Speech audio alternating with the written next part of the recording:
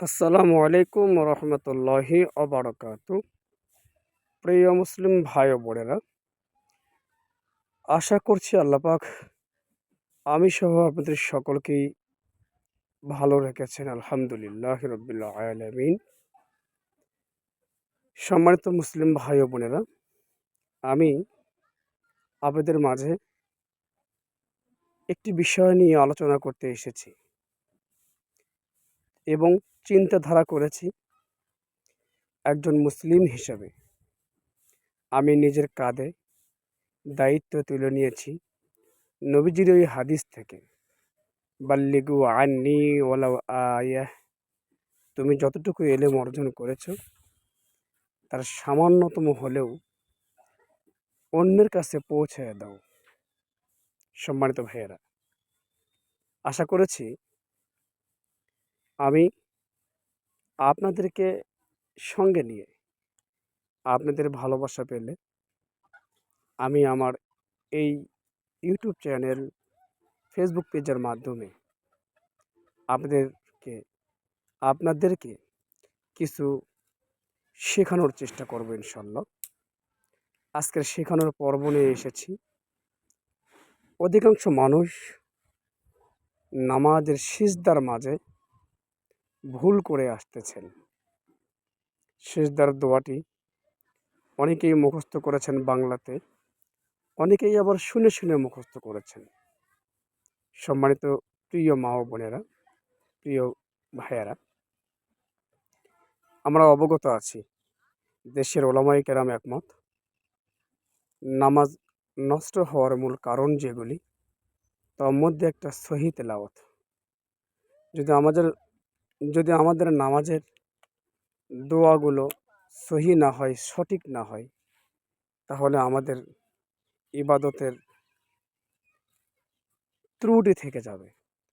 তাই আমি সিদ্ধান্ত নিয়েছি আজকের প্রথম ভিডিওতে আমি আপনাদের সামনে সিজদার দোয়া নিয়ে আলোচনা করব ইনশাআল্লাহ। সিজদার দোয়া নিয়ে আলোচনা করব ইনশাআল্লাহ। আমাদের মুসলিম ভাই ও বোনেরা, অধিকাংশ মানুষ এই দোয়াটির মাঝে ভুল করে যাচ্ছেন। যেমন দোয়াটি সহি করে হবে সুবহানা রব্বি ইয়াল আ'লা, সিন বা পেশ হবে সুব। অধিকাংশ মানুষ বলে যাচ্ছে সুবহানাকা, বা বলতেছে, বা বলা হবে সুব হা।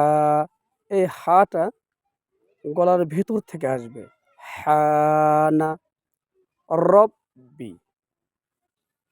অধিকাংশ মানুষ বলতেছে রাব্বি, রা বলা যাবে না, বলতে হবে রব্বি, হবে রব্বি ইয়াল আলা। অধিকাংশ মানুষ বলতেছেন রব্বিল আলা, এই আলার জায়গাত হবে আলা, হামজা আইন জবর আলা।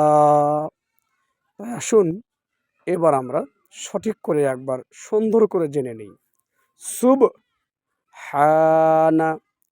রব্বি ইয়াল আ'লা।